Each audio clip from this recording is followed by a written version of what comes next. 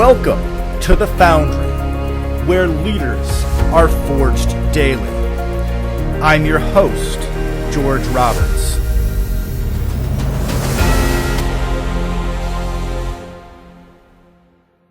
Welcome back, entrepreneurs. Today we have Vinney Chopra. Vinney is a real estate investor, syndicator, international best-selling author, host of 4 podcasts, multifamily educator, mentor, dedicated husband of over 40 years, and father of 2 children, Neil and Monica. He resides in Danville, California, which is near San Francisco, for over 40 years. Vinney came to this country with only $7 in his pocket and a dream. Vinney has now built a portfolio of over 5,000 units, amounting to over 500 million in the multifamily, senior assisted living, and hospitality arenas. He is passionate about helping others achieve financial freedom and giving back to our seniors who have given us so much. Vinney Chopra is founder of Monil Investment and Management Group and founder of the Multifamily Syndication Academy. Welcome, Vinney. Thank you. Thank you so much, George. It's such a pleasure to be with you and with your audience. Hopefully I can add some value to the people who will be listening and watching us. Thank you so much for the opportunity.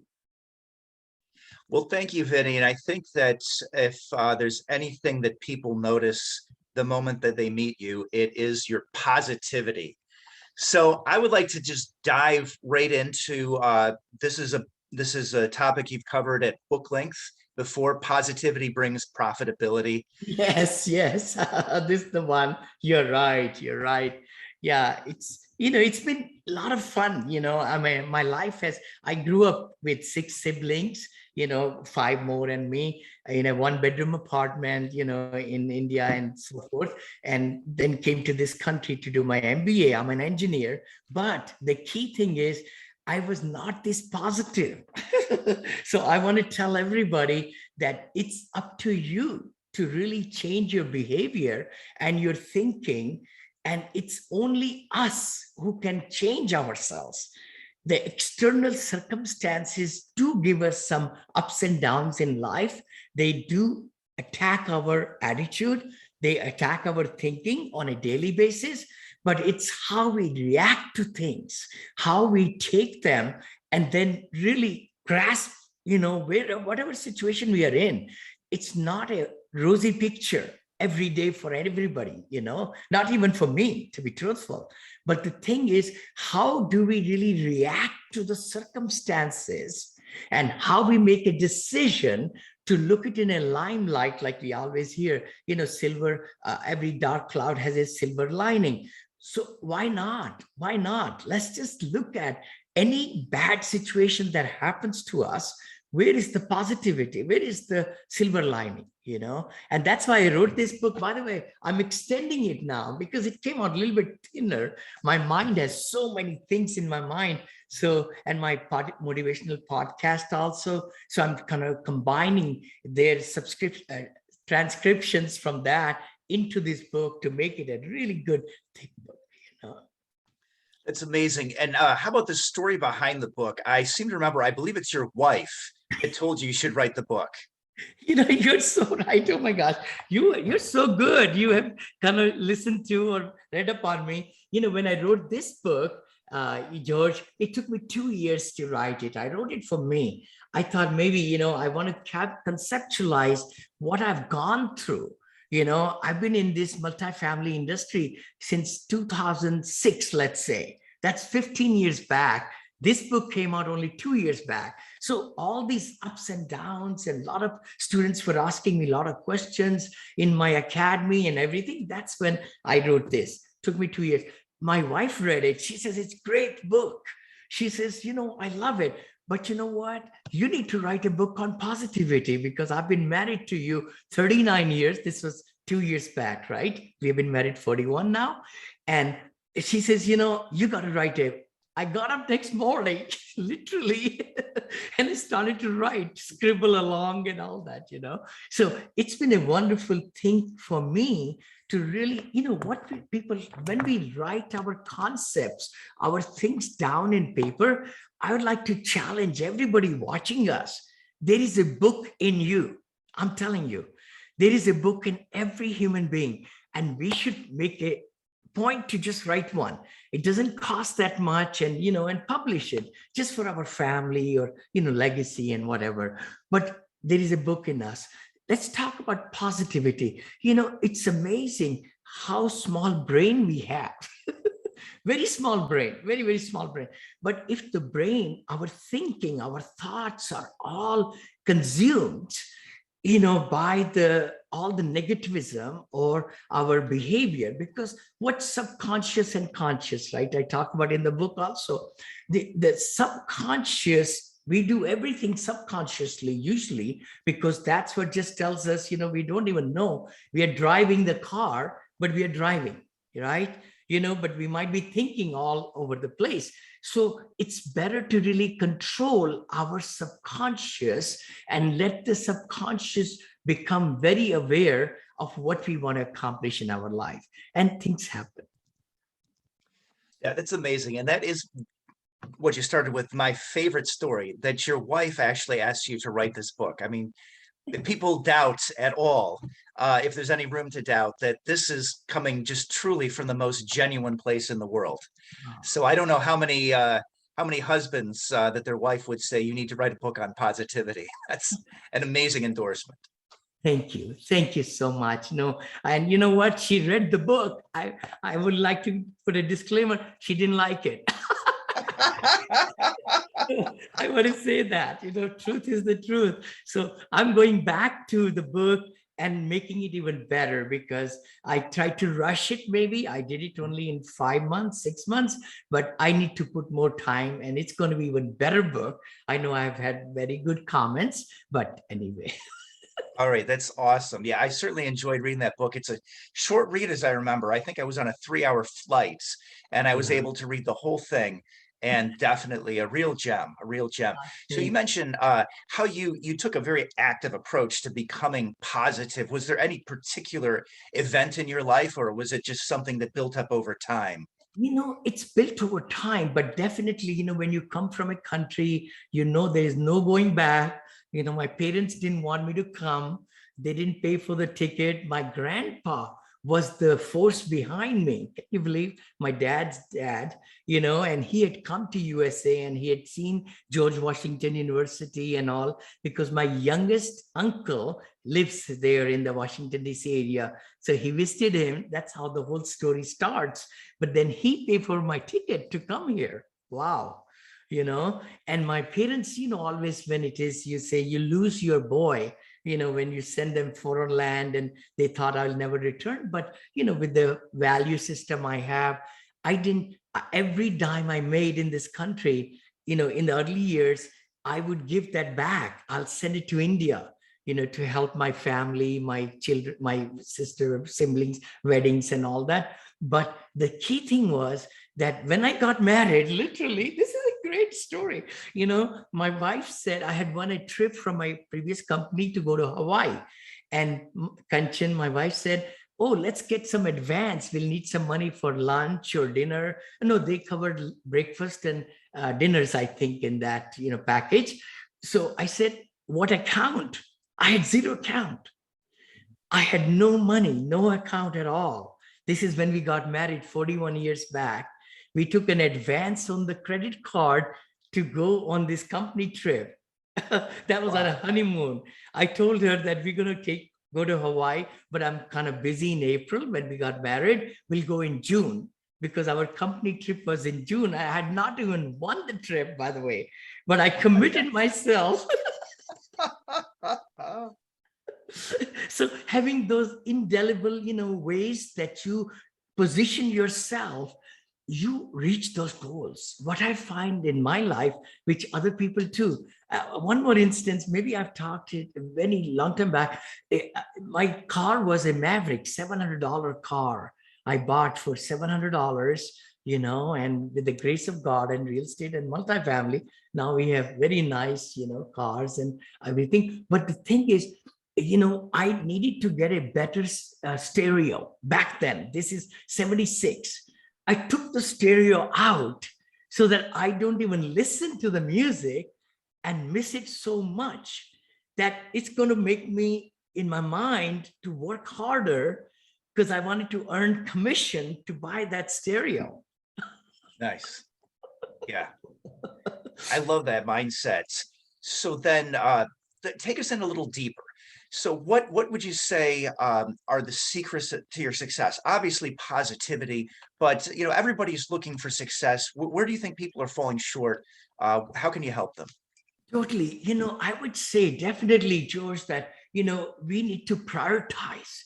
We need to goal set. I mean, dreams are dreams without deadlines, right? So we always dream a lot, but I really believe in writing down goals on one page, no more than that, even half a page, but make sure that we are fully committed to whatever we wrote. Because many times we just put some things on the line, never look at those goals.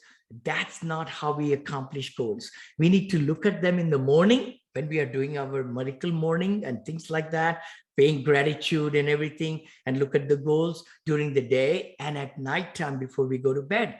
There is so many studies out there which tells that 80, 90, 100% of the goals are achieved if we look at them and hold ourselves accountable. Am I doing today that thing or not? So I would say definitely prioritizing. We all have 24 hours. So we need to prioritize A, B, C, D, E in the to-do list, what's important. And I really like Stephen Covey's, I think in some podcasts I've talked about the jar where Stephen Covey, puts the like pebbles and gravel and then water and sand and all. Now it's full, the jar is full. He says, oh my gosh, I forgot. These 4 rocks were left behind. I didn't even see them. So he takes another jar, puts those rocks in first. Now he puts the gravel and the pebbles and the sand and the water. Now those rocks are in there. That's what it is about our day, about our life. Literally, the most important things, the big, nice, great activities we're going to bring results for us, they're left behind in a day or a week or a month or a life. And we always try to put all these non-productive or time-consuming activities during the day.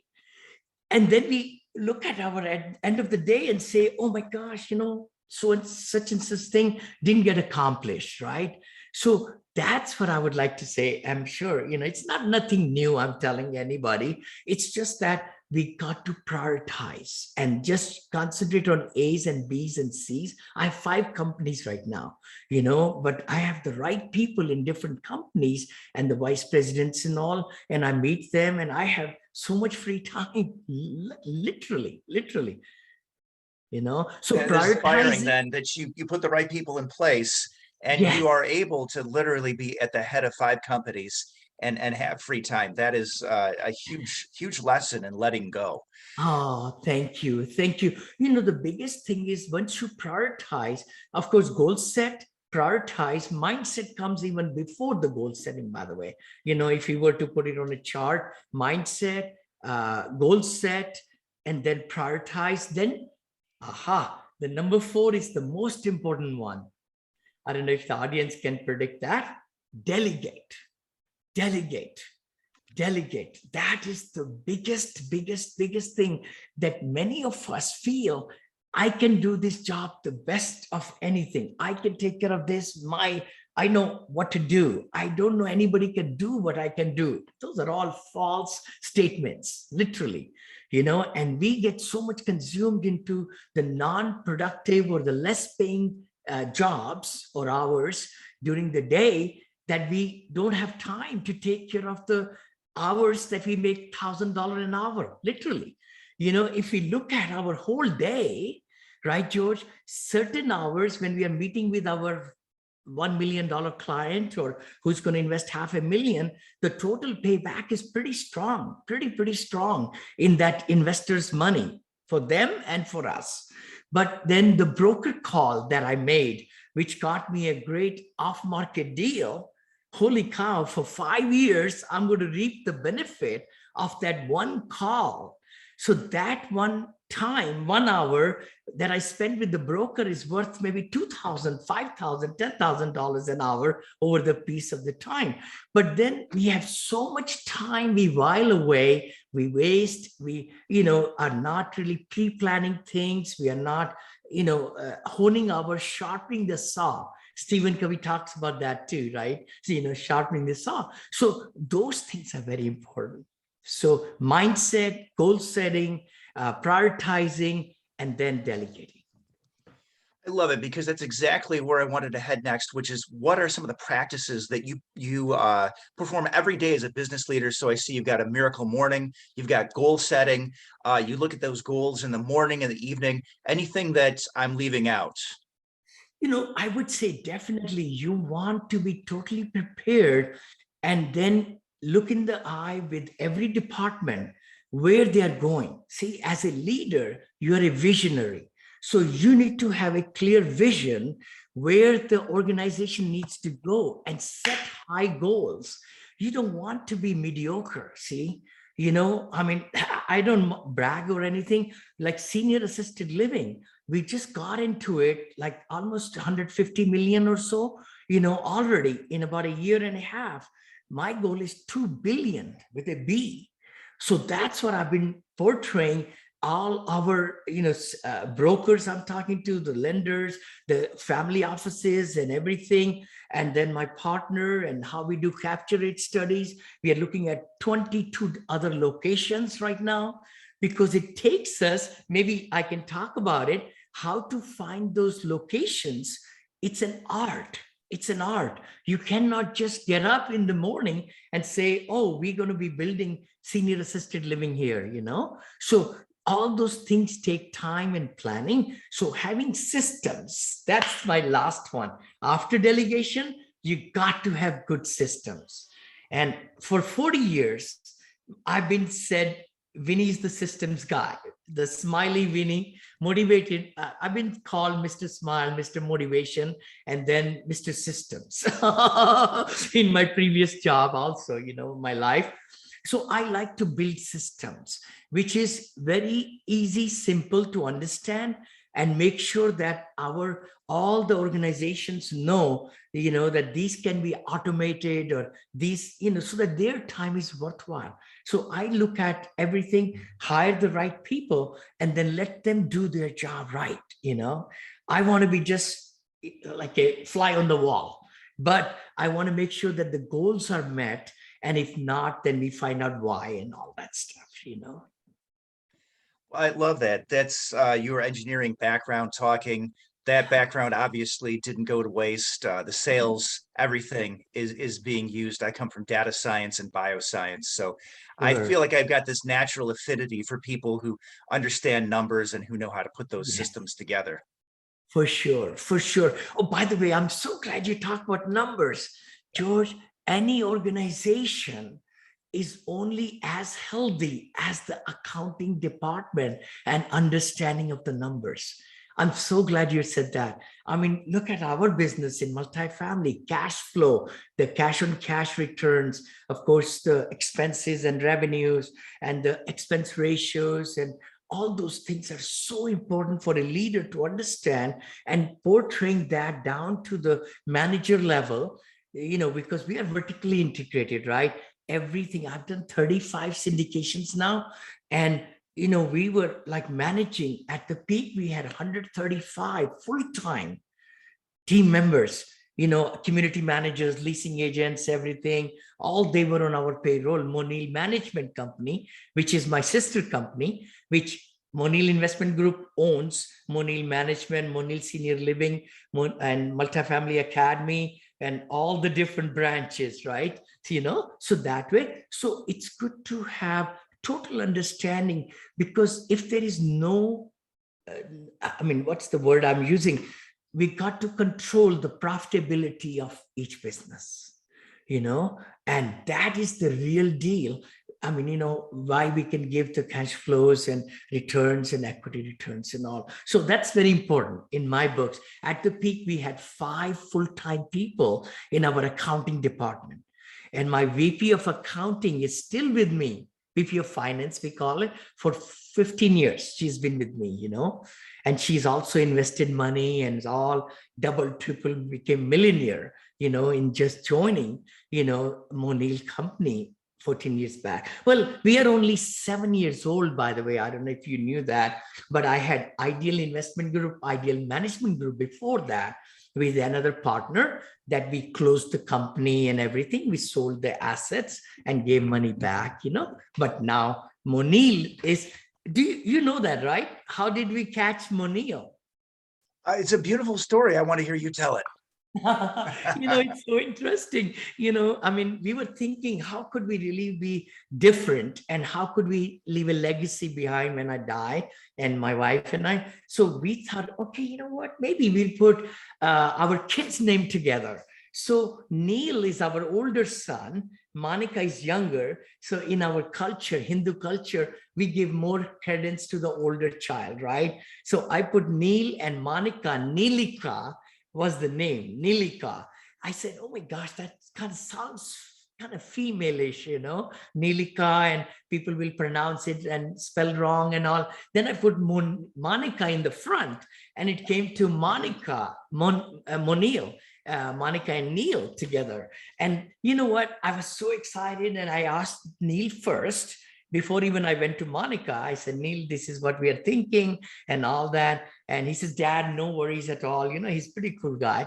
And then also, in our life, I never shared that. But, our daughter went through a pretty tough time. Actually, in 2014, when I opened the company, I opened it on the carpet of an apartment where we were living near NIH. National Institute of Health, because our daughter had to go through a bone marrow transplant. I mean, I never talk about it that much at all. And that was life and death. For 1 year, we didn't know if our daughter will be alive. I'm just sharing it with you, but we talk very little. I think on Rocky's, some very positive podcast, I talked about it, Rocky Lilvani is his name, I remember. But I say these things very little. But, the positivity, I'm telling you, why I'm here today and why our daughter is alive and fully recovered is because of the positivity. Because, she went through the whole thing. Anyway, so that's where I told Neil that. And then, I told Monica then, I said, Monil is the name of the company. She says, look at Dad, my name is half, my brother's name is full. I said, oh my gosh, you're right. But no, Monil has been, and then, our very good, my niece, actually, she's a marketing director for a very big company, Gardier Insurance. And then she got involved and she says, uncle, mama, we got to take maroon color. We're going to give it a really good, that's how we all started 7 years back, with everything maroon and logos and everything like that. So that is awesome. I want to just back up a little bit. You talked about numbers and accounting. And Yes. I think that's just a beautiful perspective. Not everybody appreciates accounting for what it is. A few episodes ago, we had Create Clarity with Charity Brown, somebody who's part of the CFO network, somebody who truly appreciates the value of accounting. And I tell you, it's really like you said, it's the lifeblood of your business. And I came to a completely different point of view on accounting after reading the biography of John Davison Rockefeller. I wish I could remember the exact quote, but he says, accounting is not boring, to paraphrase. I mean, this is your business. You understand your business as well as you understand the accounting of your business. So true, George. I mean, being really involved in the accounting and to have a great accountant or bookkeeping service and hold them true to reconciling and authenticating all the invoices. And that has really taught me lots in the last 15 years, because I will be involved in negotiations along with our management team, our asset manager, regional managers, because I always like to put a Vinney on them. Vinney in the sense, they say, Vinney, how did you do it? Oh my gosh. They were wanting 100,000 and they agreed to give you the whole thing for 50,000, So I've said millions of dollars, and I take pride in it because I believe if it's a win-win-win situation, the vendors will accept my offer, right? But the key thing is you always say, as a CEO, you got to be looking out for saving money. That's who, everybody should be, right? But you got to say it's not in the budget, or it's a little bit above, and we are not in a hurry. Okay, those kind of phrases really send to the contractor. It depends on the time also, right? And what you're doing and all that. So that's by doing those very good ways, you're able to bring them a little bit down. Some contractors even have 50% margins or 40% margins. So there's a lot of room to grow and develop, to bring it down. Like, for example, I think one of the podcasts I might have mentioned, my 192 units in Houston area, I needed a, new parking lot.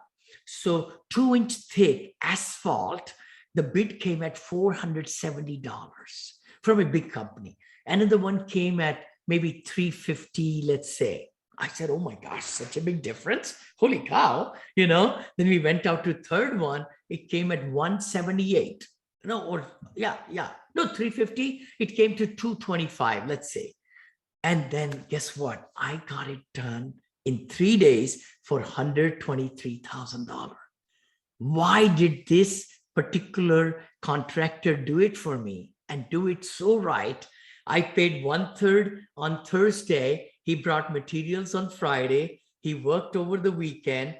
I paid him Saturday, 41,000 again. And then on Monday, he was done, 41,000 again. Yeah, there's a huge lesson there. The contractors have a lot of difficulties with their payment cycles. If you pay on Yeah. time, best way to get them out there, especially in this competitive environment. As Yes. I know, being in the construction industry, it's very hard to get those subcontractors out there. But if Yes. you're able to pay them right away, they just love You're it. so right. You're so right about it. I totally understand what you just said, which is so true. To get your contractors to like you, and we have preferred vendors, by the way, because we had so many assets, so we were getting better deals. Oh my gosh, they were giving us better pricing on the products also, from merchant, what's that? Oh, HD Supply, and there was some other, vendors. They'll give us a catalog with special discounted prices on parts. So that was nice. Awesome. Now, you have mentioned the silver tsunami, something I'd like to go into a little deeper. But before we do that, I would like to ask you about how you're doing the market research for your senior and assisted living and for your other projects as well. Oh, perfect. For sure, I would definitely say for my multifamily acquisitions, which I used to buy C, C plus, and Bs.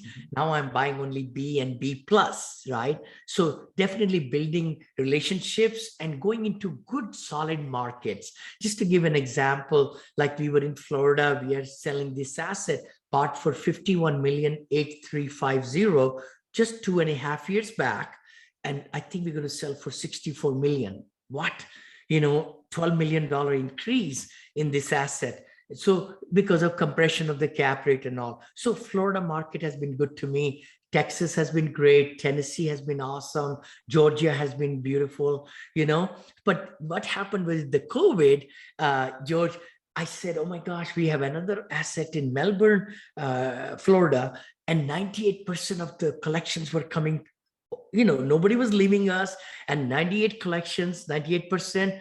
that being a logical mind, Vinney Chopra, I said, let's go to Austin. Oh my gosh, what's happening? Where are the engineers and IT people? Because in Silicon Valley, where I live in Danville, Blackhawk, Silicon Valley is next door to me, and people are living there, right? They're going all over the place now. They don't have to go to the office. So that's where we went to Austin, Texas. And lo and behold, the broker I was talking to, he says, Vinney, I know you from 9 years back. I said, what? He says, yeah, we haven't talked, but I sold you that property. I said, oh yeah, country club. That's right. Oh yeah, Michael, how are you, buddy? And I said, Vinney's back with a lot more money and more experience. So maybe tell the seller, I'm going to close the deal. I've closed every single deal I put LOI, George, I've closed so far. In 14 years, I've never not closed on a LOI to contract and closing, 100% record, right? So he told all those things to the seller and everything and my partner, and they awarded us the deal. So we bought it at $113,000 a door, September of 2020. The going rate is $153 a door. So in 1 year, we have made almost $12 million. Wow. I can't believe it. I've never seen that kind of growth, in the equity of any asset. So I don't know if you meant that to ask me, like, how do I do the vetting? Is I really read a lot. I do a lot of studies in my company and my acquisition team also. Where should we buy? And when I go into the area, I buy a lot of things. So now I'm already planning to buy more around, Austin is pretty expensive, but maybe suburbs or maybe in Austin, Tennessee. And then let's go to Tsunami, Silver Tsunami. I would love to share with you, and you're in Michigan, that we have built so many under our brand. Hampton Manor is our brand, Hampton Manor. Yeah, please. Let me cut in just a little bit there. So that's actually what prompted me the question about how you're doing the market research, because I see that you're putting these up in some areas of Michigan, for example, that are growing really hugely, like Brighton. I think a lot of people look at the Midwest as the Rust Belt, and they see like, oh, this is the place, not to invest your money, but clearly there are some places that are growing in leaps and bounds. So I imagine the growth is a big part of that. It really is. It really is. See, we find that our whole population, as many of your probably viewers know, that 10,000 baby boomers are turning 65 and every night. So we are right at about 54.7 million at this time out of 364 million of the total population of US, which includes the kids and everybody, every born child and all, right? We are 54. It's going to be 100 million. What? I mean, almost double or close to it in the next 30, 35 years. So there is a huge population that's aging, and people are living longer with all the medec, with the tech companies and everything happening, healthiness, exercise and all that stuff. So 75 years and above is also increasing, and 85 and above is where we are, majority of us in the silver assisted living. We'll talk about that in a second. So that is growing from 18 or 19 million to no. Oh yeah, no, it's only I should look at that chart. I apologize. I should have looked at that, one more time before I got on the show here. But, hey, Vinney's got everything right on his on his things here. There, I might even show the chart if that's okay with you. Perfect. Yes, we have the video. That might be, right there. So this is the chart I was just going to show to our audience. It's a great chart, by the way, and I would love to send you, if that's okay, George, you could put even the link, buddy. It's a beautiful chart. It took us time to find and all. The second chart I wanted to also share is this one we put together. How is the assisted senior living and multifamily comparison? So that's a huge one, because I had to take my 400 investors from conventional multifamily into constructing senior living, right? And when you are constructing something, you have zero cash flow for the 1 year, at least 1 year, So I had to tell them no cash flow first year, then second year. But then the third chart is what I'm going to talk about right now. And that's this chart which talks about like age restricted apartments on the left side. And then we have independent living, the gated communities, the golf courses, and they are, choice driven, we call it, right? Whether they want to go, they can downsize from their single family home and go there. Then we are in the middle side. I will come to capture rate study in a second. So in the middle, it's a assisted living and memory care. All right. And we are actually state licenses us. But then on the right side of this spectrum is totally need driven, George, and that is the one where it's skilled nursing like the rehab centers, nursing homes, hospitals, and it's a huge medical beds, equipment, and all that. We just chose to be in the middle side. And that's what my partner has been doing it for about 9-10 years now. And he's from Michigan, by the way. He lives in Lansing, Michigan, very good friend. But the good part is, how do we find where are these communities where we should build? Because we believe in building it brand new. We don't want to buy already existing one, and then we can't really give the kind of things we want to give them. And if you don't mind, I would love to even share the screen of the movie. I'll provide you the link of, how these communities look like, right? Yeah. If you want me to share the, little video, I can even go to the video right now and see if I can senior living right there. And then this is our Cape Coral. Of course, we even have one from Adrian, how we build it. Would you like me to share that with you if you want me to? So that's awesome. I just don't know if the sound doesn't usually carry very well. Yeah. Maybe you could get the microphone right up to it. I think that might work. No worries. But we could put links if you want to. Yeah. If audience is interested, we have a video, the drone video and the whole movie of the Adrian, Michigan, the whole thing, how we built it. And maybe your, audience would like to check us out on that, But let's just talk about capture rate study. What is a capture rate study? Is to go into a particular area where our seniors are retiring. That is very, very important. So we find that the seniors are retiring in warmer states.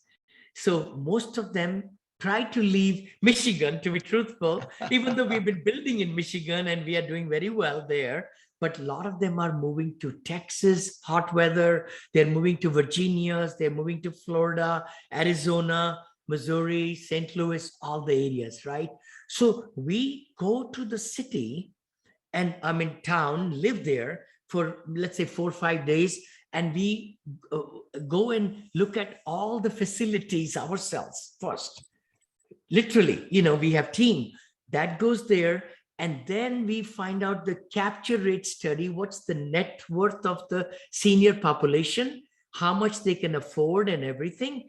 And what's the influx of seniors? What is the, growth of the, that segment, which will be staying in our senior assisted living, right? So then we find another company, outside company, pay them 1,000, 10,000, I think we pay. And they do a whole report, almost 100 pages long. And they even dive deeper and deeper into the area and the locations. We tell them, and they tell us, then give us the whole report back. The total need is in 2 years of 1,100 units, for example, let's say, because we need 1,100 of senior assisted living. We only built 98 or 92. 88 and 92 is our soft spot, because we don't want to go vertical. We never believe in elevators at all for seniors. So we are always 1 story, 5 to 7 acres of land. We have to have 5 to 7 acres of land with 3 to 6 courtyards where we can have the, the putting greens and the waterfalls and the swimming pools and wider, what you call the tracks, so that the 2 wheelchairs can go and our seniors can plant vegetables and garden and then go out and do exercises. So we never ever will build 2-story, never. And the good part is we built with our communities, you might have seen them, is the salons, the spa, the libraries, the movie theater, the billiard rooms, the grand piano, the high ceilings, the dining halls, private dining halls, and the units are very well, appointed with big bathrooms and all that stuff, right? So it's a multi-family with a community, because our residents live in our community for average of 30 months. They don't go away. They are that old and they love the caring, the experience we give them. So they just stay longer. And if they get too ill, they go to hospice or they go to memory care, which is 20% of our building is always memory care. And it's got no outside patio doors or anything, because of dementia, or memory care. So we know everything about this whole industry, right? So once we do the capture rate study, then we lock in the land for a 6-month closing and with extensions. Then we start putting our money into going through architectural drawings and going to the ordinance changes of that piece of land, because that land is worth 0 to us if we don't get permits from the city. So we talk to the city and ask them, what's the demand here? Would they like if we, come in here? This is what our game plan is. These are the communities we built. Many communities love us. They just totally love us. City council all the way. They say, we want you right here, because we are losing our population going outside of this community, and all that, right? They're buying and other things. So it's called capture rate study. So we are right now looking at 16 locations in Texas. What? 16 locations. And Missouri and Florida. I think in Florida, we are building at 12 locations right now. I raised money for 4 last year. George, I raised $16 million, 4 times 4, 16 to $18 million within a month and a half. That's an amazing record. And I think it speaks to the quality of the product that you're building out there. Thank you. But the thing is, see, there will be a lot of people can jump into this arena and there'll be still shortage. What we have found, because this train is not stopping. I call it train. We are aging and aging and aging. 10,000 more, and 4,000 more are, I think, every night turning 80 or 85. I should look at my statistics again. But this whole train is going on for 40 years, and there will be more and more need for this particular. And we just love, because we are vertically integrated in the senior living also. We manage, we have chefs on our payroll, we have executive directors and leasing agents and caregivers, almost 50 to 55 caregivers. It's a 24-hour business, see? 24-hour prescriptions giving and holding hands and, bathing or things like that, right? So that's what is, for 88 to 92 residents, we have 55, caregivers. So let's back up a little bit and talk about what does it cost to live in a facility like this with all the things you've got, the salons, the putting greens. That sounds like a dream compared to what a lot of people see or feel that they have to look forward to growing old. You would not believe, George, but I'm going to tell you the number: $4,500. $4,500 to $5,500, usually is the range. And that includes 3 meals cooked to order by our chefs and sous chefs, and then full caregiving all the daily exercises, snacks, facilities are all given for usage of facilities, no charge. Actually, our residents invite their own, manicurist, right? Or their own, somebody they have been giving, them, dye hair or whatever, right? We don't charge a penny. Their a salonist person comes, makes an appointment, and then they use our facility, our community facility, and pay them $10 or $20. We don't make a dime out of it. That's how we want them to really. So everything is taken care of except their cell phone. That's all. And linen and laundry and everything is all taken care of in that $4,500. So that's pretty amazing that you're It able is to amazing. provide that. Yeah, I know that certainly me and I think a lot of the other listeners are getting to a Yeah. point where we're wondering what's it going to look like for us. And I think that that's really a ray of hope to see that And sort of service. we could cut down the expenses. See, I would like to say that if we look at other P&Ls I've seen of other operators and all, usually it's 65 or even 75% of the money collected goes into operating these deals, but we are at a lower end. We are in the 50 range, I think, in that. So that's how, we are able to, first of all, we build a fabulous quality product so that our deferred maintenance is almost zero because we just built it. And then, of course, we pass through flying colors with the certificate of occupancy, CO, we call it, from the state. They love us. Our response time is 1/3. What does that mean? There are chains in each apartment, right? In the unit. If our seniors need assistance, then by, clicking that button or something, it's fully done. It goes to the regional right there, executive director or next. So our response time is the 1/3, which is very good.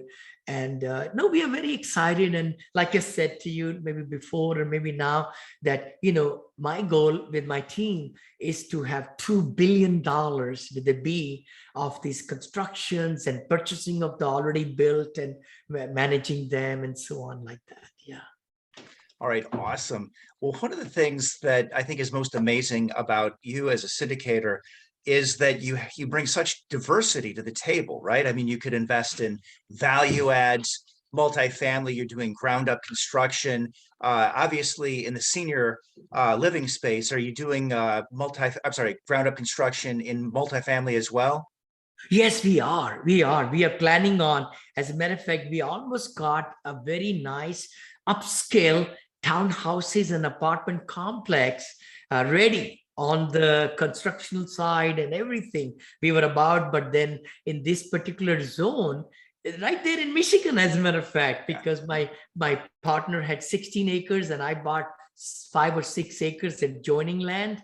And we went ahead and everything, but then the city showed us down. They didn't want us to combine the two somehow. Anyway, in Saginaw was the place, but we are looking for, 13, 14 acres of land where we could put the whole spectrum. We have everything all designed.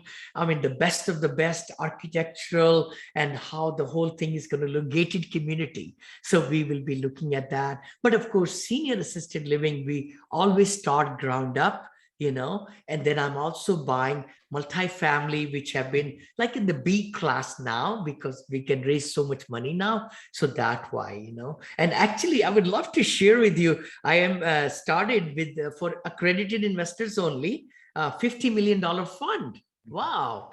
And what I did with the concept there as a logical mind engineer, I said, what, with the turmoil, with the COVID, with, where the stock market is in the high bull for 12 and a half years, people want more safe havens, that's what my thinking is. So I said, why don't I get a $50 million 506C fund, which is for accredited investors only. They are more savvy. They understand it better. And then within that, to mitigate the risk, we are buying now established B class, multifamily. In the same fund, we are doing construction of the senior assisted living. In the same fund, we are buying already built assisted living that we built it in the last 3, 4, 5 years. We are buying those and buying the hospitality, the hotels, because that's also multifamily actually, where you can change the rates every night, and then the resident has to pay you at the counter to go and sleep for a few days, extended stay. I like those. And the other ones, we just bought a Hilton Garden Inn with my other partners, not in the fund yet, but outside, and we doubled our money. My gosh, we bought it in an auction, Hilton Garden Inn, for $6 million, and now it's worth 12 million after COVID. And people might just say, Vinney, what the heck? What are you doing? What happened was the local medical people and nurses and doctors chose our hotel to stay in. Wow. So we have aggressiveness in our leasing departments because we are vertically integrated. So we are into every week, we are looking at what's going up, what's going down, what's the occupancy, what's the delinquency, where is the marketing plan? I mean, that's who we are. So by having good operational arm to it and a marketing end, I mean, just to let you know, oh my gosh, I'm so happy. We have hired some great people, thanks to John Rusin. I want to give him accolade. We have gotten 178 leads in Florida for our assisted living. The residents who are actually looking for places to go. And, and we have all the cutting edge robo oh my gosh, robo AI or something, when people put their questions on the website, texting. What do we call them? I forgot. Yeah, you got a chat bot. Is that it? Chatbot. Yeah, robo chat. That's what it is. You gave me the word, but that is working like crazy. It's even making appointments. The Wow. AI, artificial intelligence, is so amazing. And being an engineer, I get excited about those things. I get excited like crazy. I say, let's open up the throttle, literally. We are getting 5 leads a day for investors now from my website. Accredited investors with millions of dollars. They are trying to see, Vinney, we heard you, we read your book, or, we went on your website. So they are meeting with me and John, and then they're doing soft commitment for 250,000 or 500,000 or 100,000. We take minimum is 100 in our deals, like that. And I can kind of talk about it because we have a fund, which is 506C, which allows me to talk about it, and in 506B, I couldn't talk much, on the air and things like that, right? Right. I love those 506C deals. It certainly does free you up a bit. They really are, and I think that's the route I'm going to go. And I haven't lost much at all from my investor base, because when I started being an engineer 14 years back, I just said, I'm going to only build with some high net worth investors. And that was the right attitude that I had, because my thinking was, logically, if I get high net worth to invest with me at their work, they're also having peers who are making similar kind of monies and then have net worths and so on. And that's what my thinking was, right? And that has paid off well, from 1 investor to 400 investors now, and going strong. Every week we are adding more, but they are powerful people. They give me $1 million, 2 million. I mean, some people have given 4 or 5 million, just individuals, into our deals. Yeah. Awesome. So how about this? I'd like to try something new on my show, a lightning round. What would be your best advice for someone who's forging a new career as an entrepreneur? Forging a new career at this time, what I know of real estate, I would say, please dig into real estate. Even though you are having a great living as a doctor, attorney, CPA, anything like that, but diversify. But if you want a new career, definitely look into real estate, and look into multifamily. Look into where the ups and downs of the economy are not going to hurt you, because if the economy goes down, apartments were the ones in 2007 and 8 that carried the load. And it didn't go down. The people who lost their homes had to go, roof over their head. They went to C class, B class, A class apartments. And if the economy gets better, then of course the C's residents go to B class and B go to A class. So it's very safe environment. Yeah. And I love assisted living now because I used to chase jobs all my life for 15 years. We grew businesses and, where the new Starbucks has been opened and things like that, Best Buy and Walmart's. Now I'm going to the retiring communities where there's no job coming. I need very serene and lakes and greens and golf courses areas and high net worth areas where our seniors love to retire. So my spectrum is both now, there in the multifamily, different business, and then over here senior assisted, and then hospitality is my third, and then education is my fourth pillar, right? Yeah. Awesome. Have you got a most inspiring quote for entrepreneurs? I would say, which I learned from my billionaire friend who passed away. He was a great mentor of mine. His name is Spencer Hayes from Nashville, Tennessee. Just a wonderful, wonderful person, a giver, a philanthropist. He gave his art collection, I think 348 million pounds, I think, to, pounds, I think, or euros to France. He was a big art collector. He told me one day, he mentioned it to all of us in the leadership.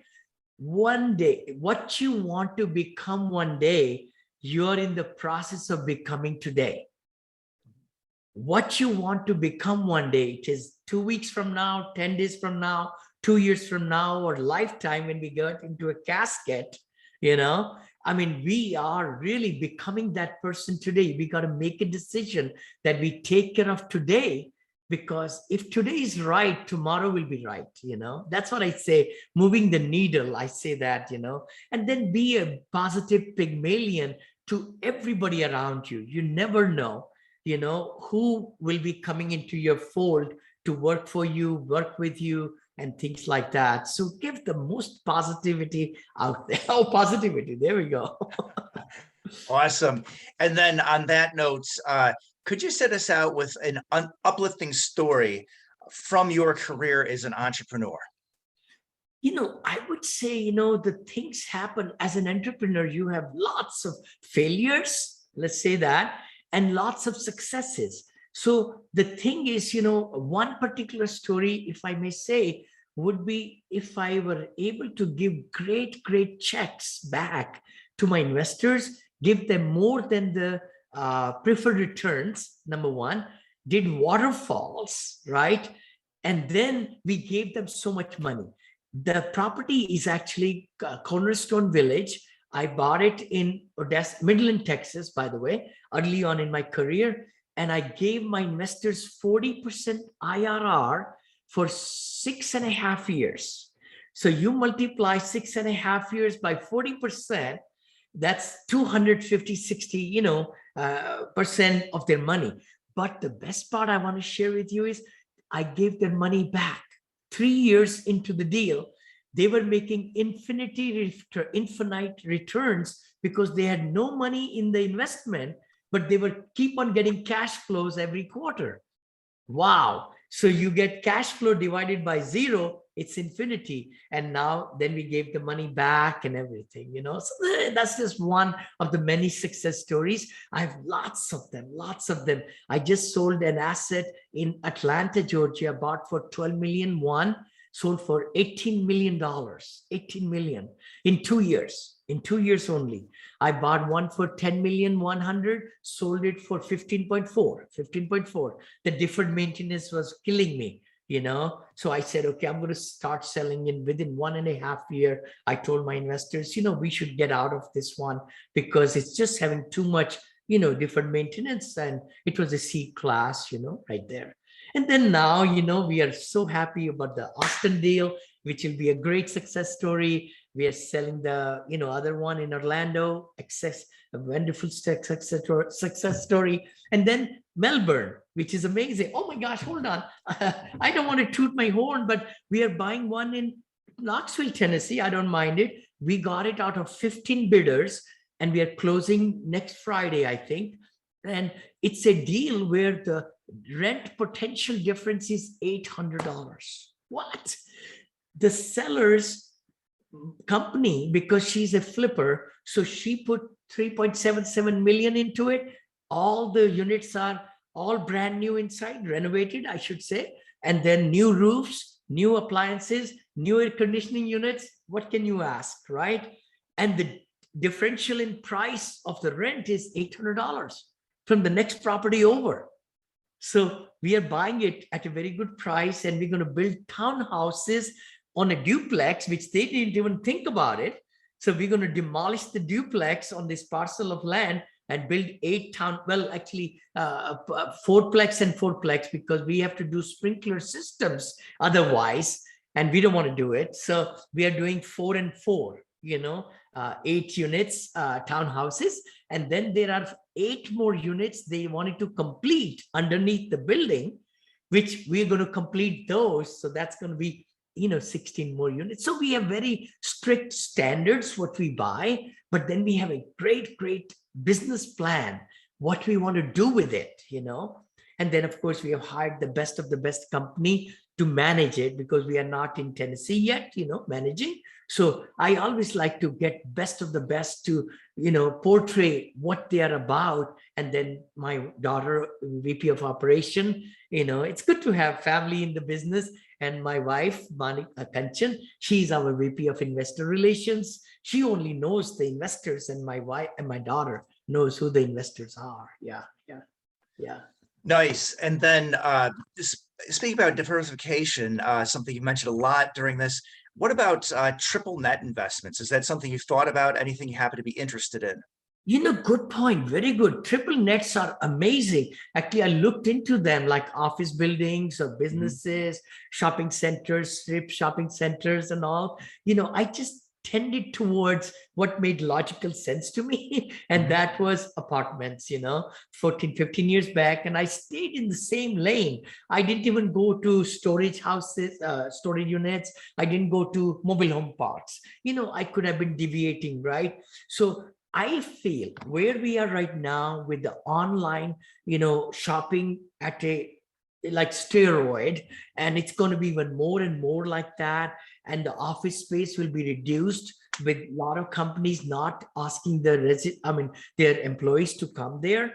So there'll be lots and lots of sell-offs. That's my logical thinking, what do I know? But I really believe that, triple nets are the best. Yeah. But again, if the anchor leaves, you're in deep trouble. I've seen my very close friend who bought a shopping center in Georgia for 18 million or something, or 22 million. He lost everything, literally.